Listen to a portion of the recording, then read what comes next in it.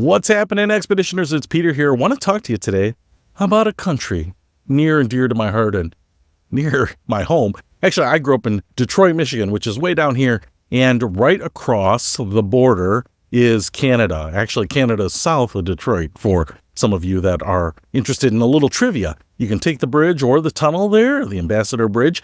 And one of the things that I did as a kid a lot, especially when security was a lot less tight, was just to go across the border for dinner or drinks or to go to the casino. So Canada was super close. But one of the things that's interesting is my parents just kind of reminded me that they were going to Canada. They're going to go spend a week there, go stay at a house on Lake Erie, but they're going to be in Canada as opposed to, say, on the Ohio side. And what that's going to do is it's going to give them the benefit of exchange rates. Now, there's a couple things that I really love about Canada. One, they use the Canadian dollar, and so if the US dollar is strong, you can usually get a really good deal. Right now, the exchange rate is actually pretty good right now, and so you're going to get a pretty good deal. But the other thing that I will tell you is I went to Prince Edward Island a few years ago and paid in US dollars. I don't think I converted any of my cash into Canadian money. In fact, the only Canadian money I had was sometimes when they gave me change in Canadian money, but at least a lot of places just want to take American dollars, or they're very comfortable or eager to do it. So in some cases, you might not even need to exchange any money.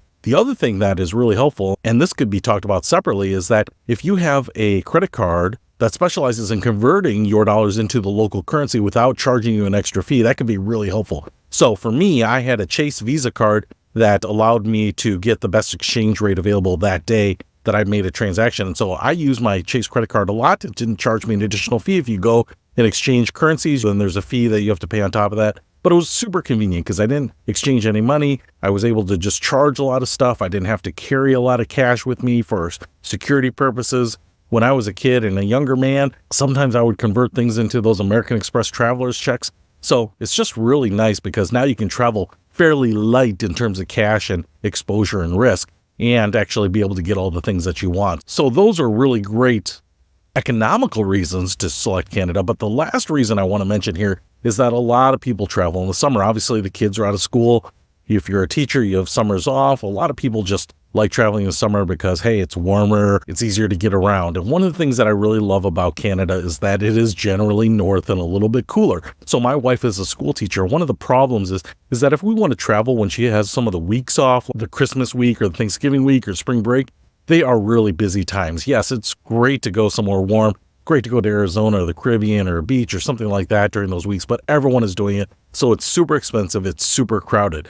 And I wouldn't want to go to those places in the summer because they're hot in the winter and they are super hot in the summer. So one of the things that we want to do is figure out how to maximize our summer vacations and going to places that are a little cooler, because like right now in Chicago, it's about 90 degrees. It's pretty hot.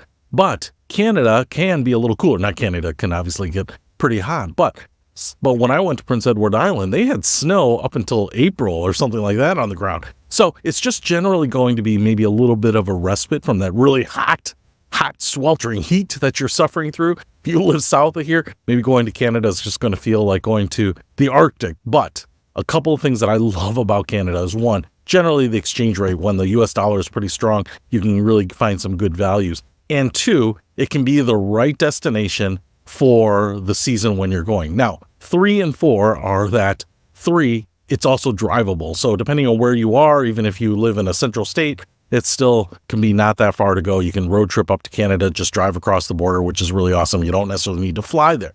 And then 4, the people in Canada are usually so friendly. Most of them live kind of along that U.S. border, so a little bit of that southern portion of Canada, but lots of really talkative people. We've had some great conversations and met some really interesting folks up there too. So I really love Canada. I love Canada because of the exchange rate. I love going to Canada in the summer. They have just so many fascinating cities, from Quebec City to Vancouver to PEI to Halifax and Nova Scotia to Toronto. So there's something for everyone up there. If you want to check out Canada in the summer, I would highly recommend it. I'll see you later.